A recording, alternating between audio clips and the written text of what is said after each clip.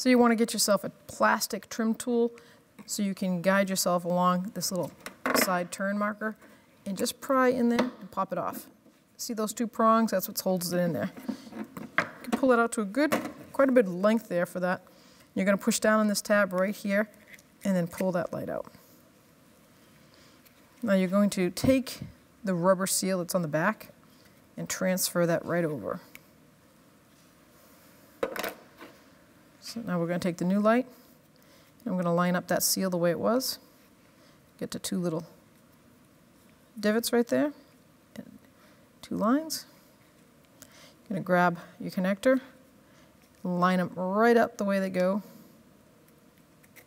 and connect it till it clicks. So I'm going to guide that right in, push it in flush, just like that.